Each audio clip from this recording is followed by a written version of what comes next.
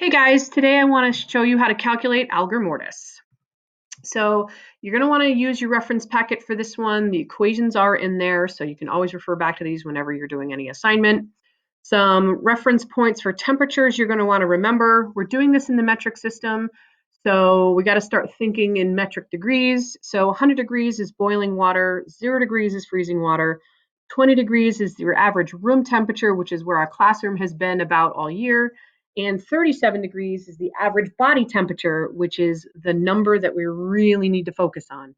When we're estimating how much heat was lost, we always have to start at 37 degrees. If you were taking the temperature of a healthy person in metric, they would be 37 degrees Celsius. When our body dies, we start cooling, and in the first 12 hours, we're going to lose about 0.78 degrees Celsius per hour.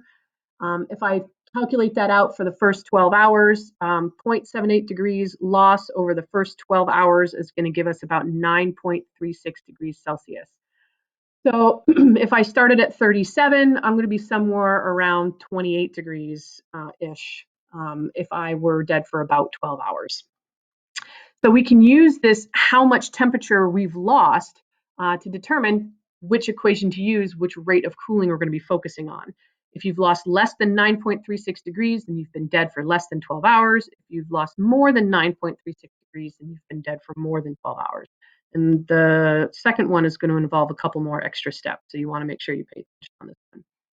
So that 9.36 degrees Celsius is going to be a benchmark for us to determine which equation to use. If we look at this initial cooling rate for the first 12 hours of 0.78 degrees Celsius, we get a much simpler equation. If our temperature loss divided by 0.78, and that's it. That's going to give us an estimated time since the person has died. So, example, a body is found outside in an alley. The temperature is found to be 30 degrees Celsius. Great.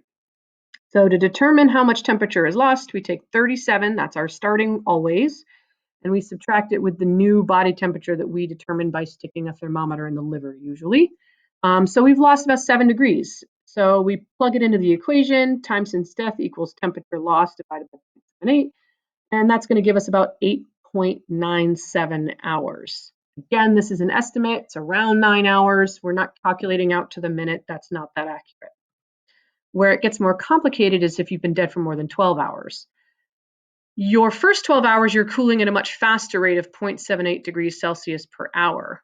After the first 12 hours, your cooling rate almost gets cut in half at about 0.39 degrees Celsius per hour.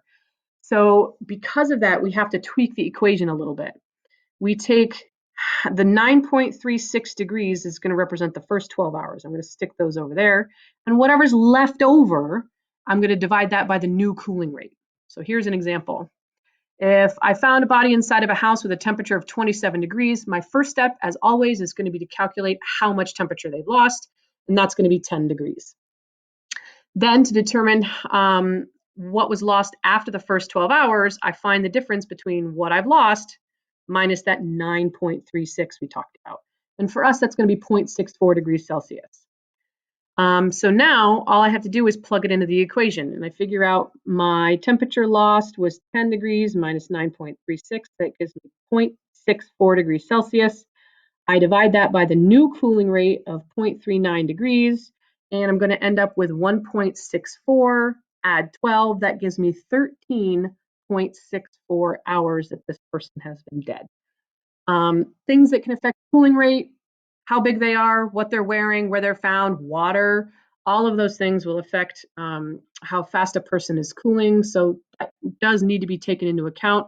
This is just an estimate, but that's how you calculate Algor Mortis.